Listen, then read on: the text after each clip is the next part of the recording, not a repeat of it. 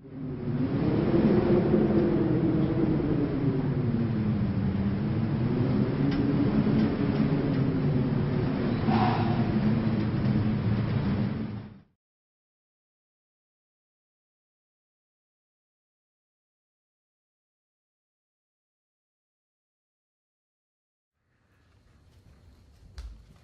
the next speaker will be Peter Curtis from EEOB, Ohio State.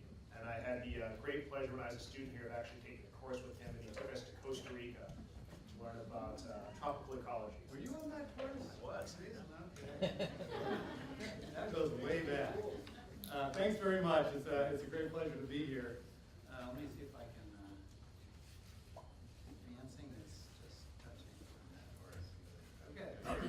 Yeah, I'm going to take a little bit of a different tact, I think, from some of the other speakers. I'm talking about ecosystem stewardship in an era of rapid climate change. I'm an ecologist, forest ecologist. I've been working in the area of climate change for actually several decades. I've been at Ohio State doing that. And I'd like to share some insights and actually give some positive developments, actually really talk about some efforts, my colleagues, particularly in the Forest Service, that I think actually offer us some science-based prescriptions for how we might actually go about better stewarding our environment as we look at climate change. So I'm going to quick little snapshot for the roadmap, if you will, for today's presentation. I want to give a snapshot of some of the challenges that are faced in Ohio in particular. I'm going to focus in on Ohio. And this is not going to be exhaustive, but just to give people an idea of some of the things that conservation biologists, ecosystem stewards worry about. And I want to talk about some detail. This is very exciting for those of us in the area. Some new planning tools which are available for ecosystem managers, and we can use that term quite broadly. Farmers, ranchers, foresters, and very importantly in Ohio, family forest owners. And you'll see why that's important in a minute. I want to talk a little bit. You've got a research scientist in front of you, so you're not going to get away without hearing a little bit about our research, and particularly the work that my group does on looking at resilience in carbon storage in the Great Lakes, in the forests of the Great Lakes. And then I'd like to talk a little bit about some new directions that forest stewardship is experiencing and where we might be going in the future. So we've seen, actually, Aaron, I was glad he didn't show exactly the same temperature data as mine. Ohio is warming too. You've seen a lot of these sort of warming pictures. On the left is a map of the state of Ohio. As you can see, actually, we're fortunate that we have 18 climate stations in Ohio that form our long-term historic climate monitoring system. You can go online and find these data. On the right are springtime temperature anomalies. And I have a student, Kellen Callinger, whose data I'm showing here, who's quite interested in how spring warm-up influences plants and insects and so forth. And this really just goes to show that, in fact, that statewide mean that Aaron showed, 0.9 degrees, we see the same thing in spring. And so as we know, springs are getting warmer and earlier.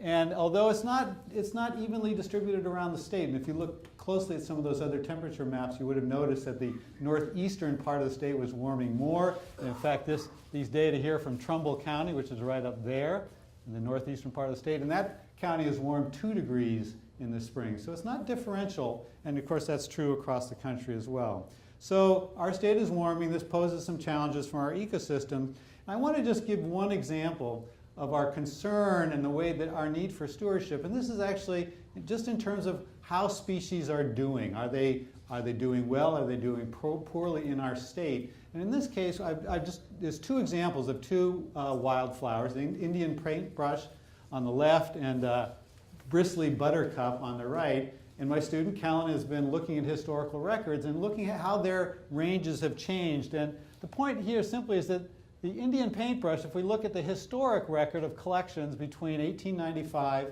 and 1970, those are the filled squares, it was found quite extensively across the state, north to south.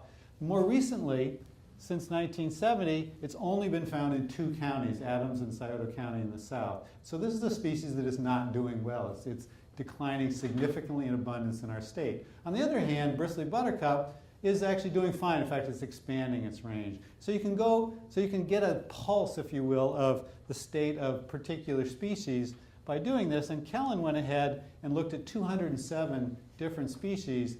And the concern is shown here in that the vast majority of those, actually 68%, have experienced significant range contractions in the state. So they're doing less well than they were historically. They're found less, they're less widespread. A certain number, actually, 12 species, 6%, are actually doing better. In fact, many of these are introduced species, or species not native to Ohio, actually not native to North America. And then there's a group in the middle, the open circles, that are not doing any differently. But this is a cause for concern. This is a stewardship concern, is that we have a large number of species that are suffering. Now, you can't right away infer that this is temperature that's causing these declines. In fact, land use change may be the dominant, but certainly the concern is that climate change would exacerbate these sorts of concerns for our species. Now, as it happens, most of our stewardship, most ecological stewardship is not focused on individual plant species. We typically look at a habitat. In Ohio, one of those important habitats are forests. So Ohio is a forested state. Again, I'm sure you know. Forests at this point cover about 30% of the state. And this is actually this is good news. It's actually about double what it was a generation or two ago, although prior to European settlement, it was about 60%. But these forests, which cover 30% of our state, are actually in really pretty good shape. They're accumulating significant amounts of biomass, and indeed you can go and look at every so often, the U.S. Forest Service does big reports on the status of the forests in different states, and the most recent one for Ohio was 2006. And at that point, there are some concerns, but the forests are actually really doing pretty well. So I want to sort of put that out there, that at this point, the forests, that as an important ecosystem in Ohio, are healthy and are accumulating large amounts of biomass, which means they're storing a lot of carbon. Now, another factor, and I'm going to come back to this, and this is both the challenges and an opportunity, is that unlike certainly the western states, and for that matter, a state where I do a lot of work in Michigan and the Great Lakes, the vast majority of this forested land is owned in Ohio. 73% is owned by small family forests, or foresters, if you will. These are people, the vast majority of them own fewer than 50 acres. And so, sort of anticipating one of my messages, any prescriptions, any recommendations is not going to be top down in this state. This is not going to be rules that are set out, for example, by the U.S. Forest Service, which controls very little land in the state, have to be promulgated to the bulk of the landowners, the bulk of the forest owners in Ohio, who are this is not industry, these are small family owners. It's a very interesting circumstance to be in. Now, one of the realities of that is you sort of actually look and say, well, where may these people's stewardship concerns be? Why are they owning? What are their reasons for owning forests? And I think this is important, again, to think about as we think about climate change and having people adopt the right stewardship or what we think are sound science-based stewardship decisions. And again, these are from surveys that the Forest Service does. And the point I want to make here is that for the bulk of these, when we look at the reasons which are rated important or not important, or very important or important for owning land, timber production is way down here. So this is not efficacy of returning merchantable wood from their land is not a major concern of the bulk of the forest owners in Ohio. I think we need to understand that and think about that when we're making recommendations. Privacy, aesthetics, nature protection, legacy, these are all much more important concerns for these landowners. So again, just keep that in mind as we're thinking about how we're going to communicate our message to the people who actually really are going to make the decisions, at least in Ohio. It's not true with all states, but it certainly is true in Ohio. Well, okay, so that sort of paints the pictures. It's a little bit of it. There are concerns, certainly. There's some realities on the ground as to who's controlling some of these major ecosystems, particularly forests. A piece of news I really want to convey to people, and this is very recent, are the tools which are now available for making stewardship decisions with climate change in mind. And in February, actually, Agriculture Secretary Vilsack unveiled a series of regional climate hubs There are 7 of them that are set up to advise landowners broadly, for farmers, ranchers, foresters, on making the good decisions in the managing of their lands with climate change in mind. And so you can go to this site. There are 7 hubs. Actually, in the Midwest, we have a hub in Ames at the Agricultural Research Service. We have a sub-hub at the Forest Service in Houghton, Michigan. And this is really a new effort by the Department of Agriculture to disseminate sound science initiatives. And in this case, I've just clipped off what you might look at when you go to the Midwest. And I wanted to highlight a report, or actually a set of tools that came out from the Forest Service in advance of this, but they're really pushing this, and I really do support this effort. There's been some good thinking and some good science that has gone into this, and this is named the Forest Adaptation Resources, Climate Change Tools and Approaches for Land Managers. So these are important new sets of tools, and I want to quickly go over what these look like to give you a sense of what the best thinking is now as we approach these problems. And so the Forest Service, and we're thinking now primarily about forests, but this could extend to other activities as well, lays out this kind of a framework. And I'm not going to read over all of these. It's a logical progression, although I do want to highlight an important one, which is establishing partnerships. And in many cases, this is between landowners and, for example, extension agents or NGOs, people who are well versed in the economics of set-asides and those sorts of things. So partnerships are very important. I'm going to focus actually my comments on these middle two, so I'm going to come back to these. Planning and implementation, appropriate scales. If you own 1,000 acres, that may be different than if you own 20, and if you're adjacent to a natural area and so forth. And then, importantly, monitoring and evaluating the effectiveness and then repeating. These two in the middle certainly concern me as a scientist, and this is to evaluate, assessing the vulnerabilities to climate change is a very important one, and it's not a one-size-fits-all proposition. So if you're in coastal New Jersey, you've got a different set of problems than if you're in New Mexico, and you've got a different set of problems than if you're in Ohio, or if you're sitting on Lake Erie versus sitting on the top of a ridge in Hocking County. So you really have to think intelligently about this, and then look to your adaptation strategies and approaches. So I want to just mention that we're going to go to 3 and then 4, just to give you a sense of how you might approach this. And these are figures from that USDA report, the set of recommendations. So thinking about the capacity, the adaptive capacity of ecosystems versus the potential impacts. And again, just like not every place is the same, not all ecosystems are the same. So if you're a coastal salt marsh, you have a certain adaptive capacity to changes in sea level, although that could be exceeded by, if sea level is going to go up 4 feet, you're underwater at that point. But there's certainly an adaptive capacity. Similarly, if you're a desert community, you may have adaptive capacity relative to drought that you might not have if you were in a different system. Likewise, the potential impacts, low degree of warming, changes in extreme events, for example, may have different consequences depending on where you sit within this space.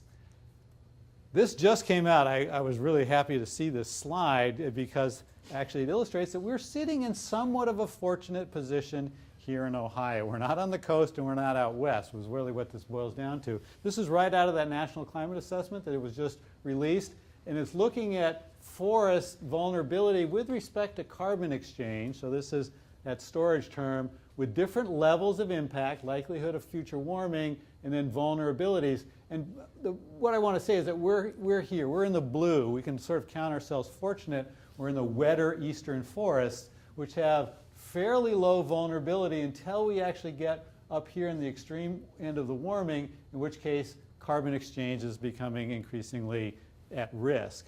But of the places that you might be as a land steward, our mesic forests here in the center of the country are relatively better buffered than our others. Certainly relative to if you were out west, we're in a mega drought, or on the eastern seaboard with the likelihood of storm surges and rising sea level. So this gives you an example of how you might approach this as a land steward in terms of assessing your vulnerability and the likelihood of threat. We actually have, our eastern forests are relatively adaptable. They have a reasonable amount of capacity, and the direct threat of rising temperature, we're looking at these seasonal floods and this sort of thing, or extreme events. These are perhaps aspects that our forests are reasonably well designed to withstand, or at least to adapt to, given particular efforts. And that's probably the key element here. And so that's the thing that I want to move on to, is looking at what should be those adaptation strategies and approaches. Again, there's a laundry list perhaps here of terms, and I don't want to go through all of them. Some of them might be familiar to you: maintain, create refugia for endangered species, enhance genetic diversity. But one I want to really focus on is this middle one. If I'm going to leave you one message to take away from, this is a key element in the stewardship of natural areas, both in Ohio and really anywhere, if we're going to confront climate change and the very likelihood of species loss. And that is to maintain and enhance species and structural diversity. And indeed, this will add to both the resistance and the resilience of ecosystems to climate change, or any disturbance for that matter. Resistance being how resistant they are to change and to begin with. Resilience, how quickly they'll and to how thoroughly they'll revert to something like their original state as opposed to a new state. And I would argue that this element, species and structural diversity, in fact, directly affects a number of these other key strategies. So what can we do in terms of stewardship of our forests to maintain and enhance species and structural diversity? I think this is a key element of what we need to be thinking about.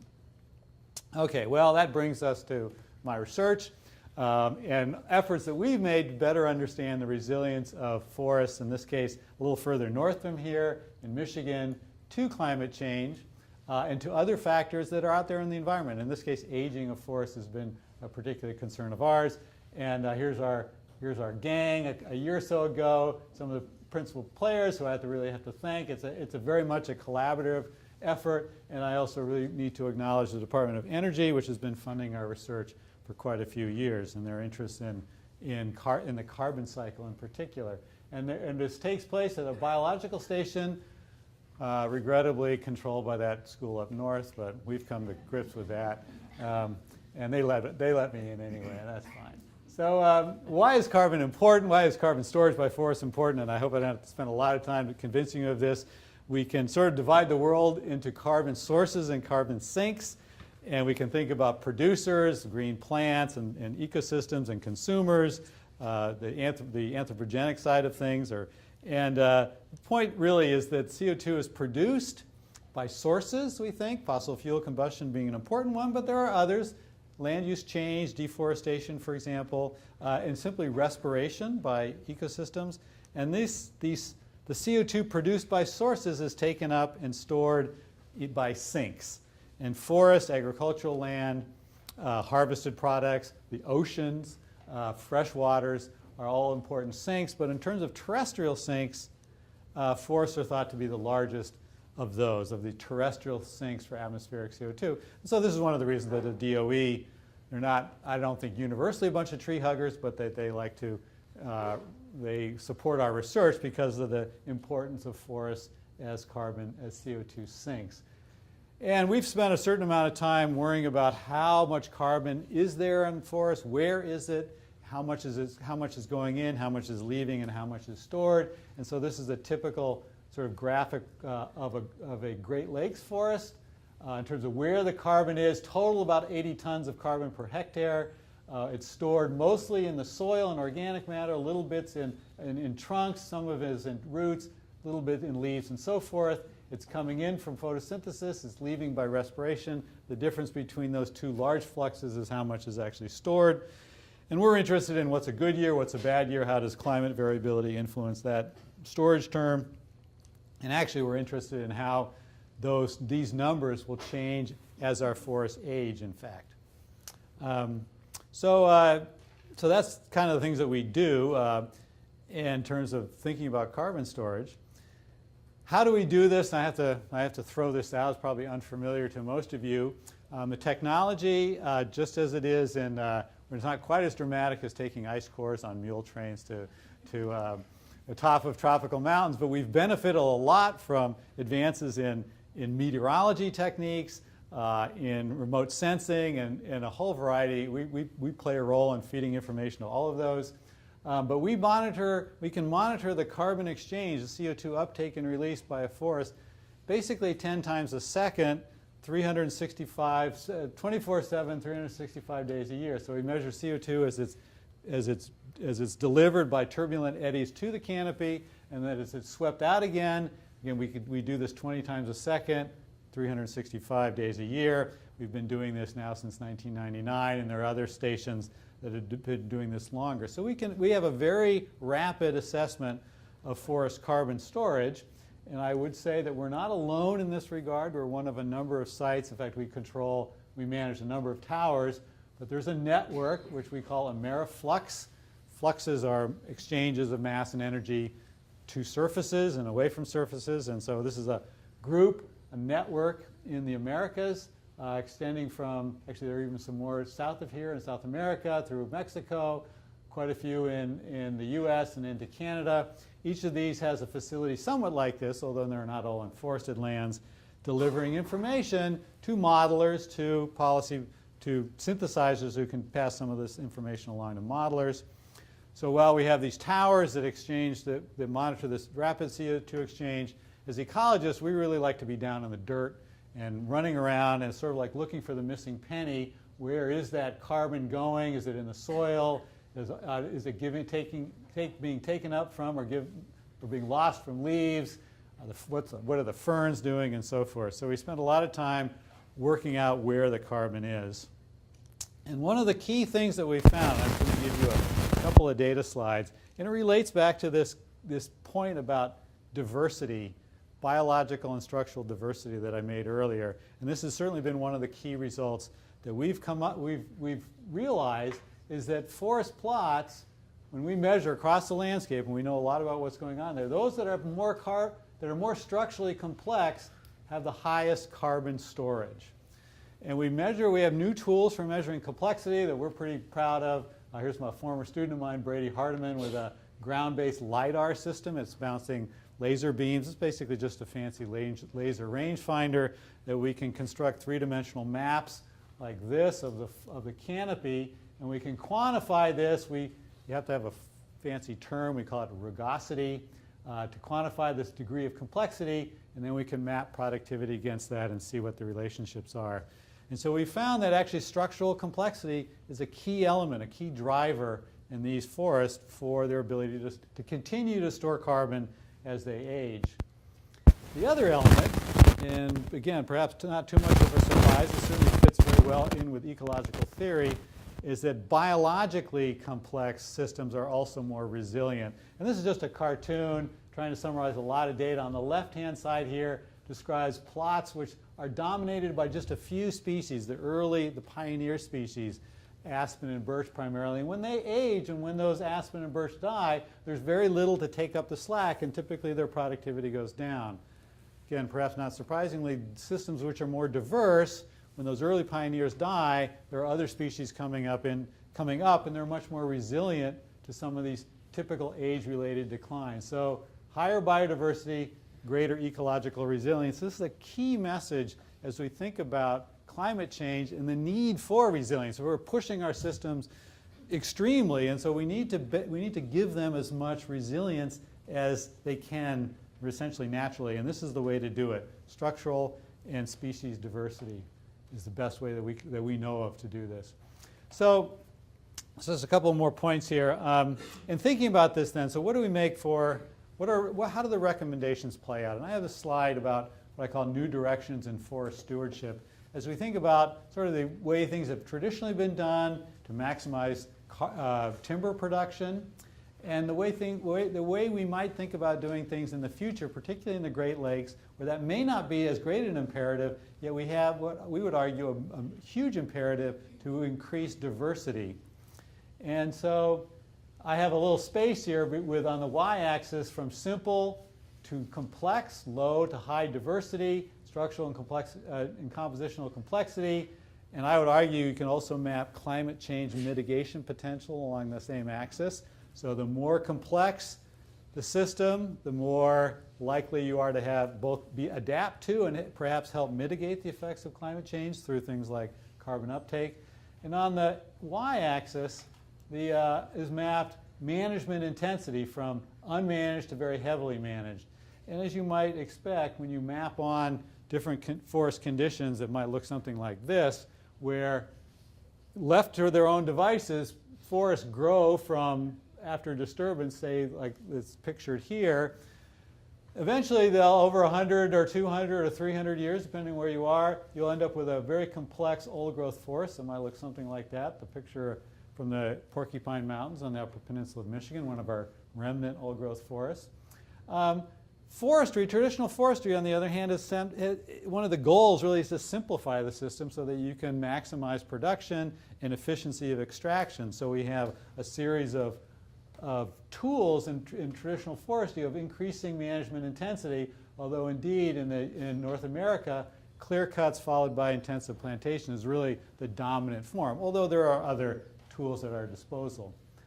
I would argue that what we need is something now, and there are those who are working at this, and I want to show you an example, a good example, that we need something in the middle here, where new tools that promote structural, compositional, functional complexity with perhaps other objectives in mind, whether that's privacy, land ownership, timber extraction, non-timber products from forests, hunting and fishing, and so forth. So there's a diversity of needs on the landscape, no longer dominated by simple merchantable sort of wood volume, and we need new tools to achieve those.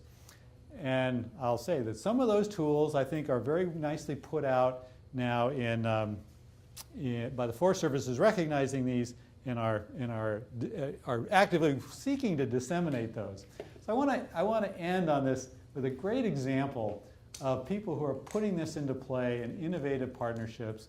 And I'm a fan of the Nature Conservancy, although I don't own stock. I don't know if you can own stock. They're an NGO. So, but up in the UP, up in the Upper Peninsula, in the Two-Hearted River, and some of you Hemingway fans may be familiar with the Two-Hearted River. He wrote about those before he decamped, I think, for Cuba, or maybe Spain at the time. But in any case, there's a Two-Hearted River, and in the vicinity of that, the Nature Conservancy entered into a purchase agreement with about 23,000 acres of land that's dominated by sugar maple. Actually, it's a very even-aged stand, and with the idea of managing that. And actually, they're in partnership with a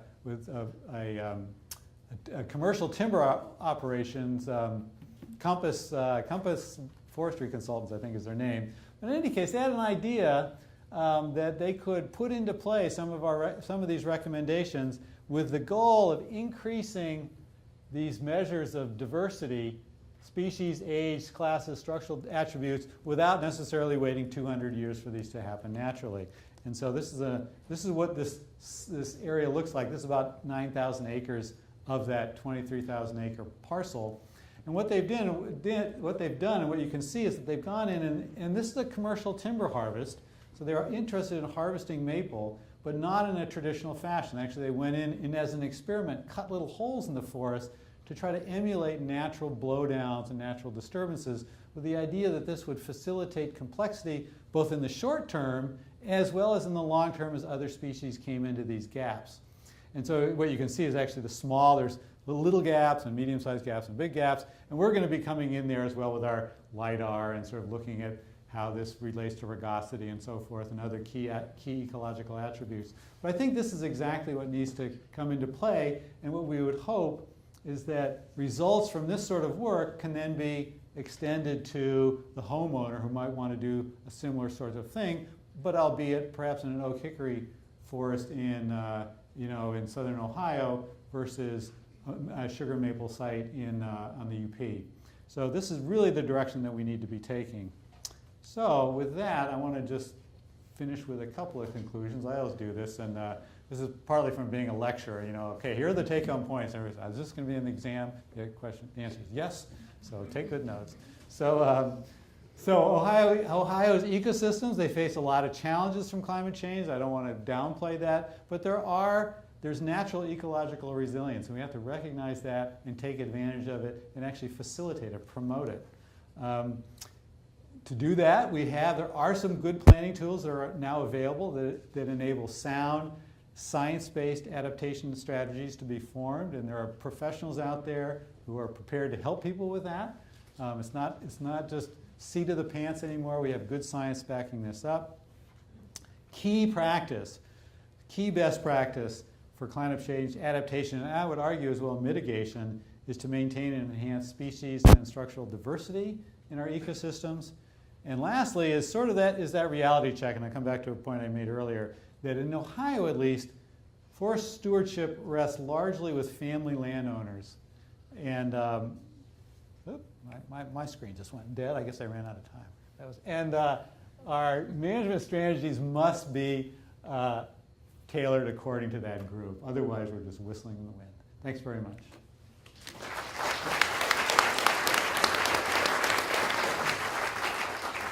So we have time for one or two questions.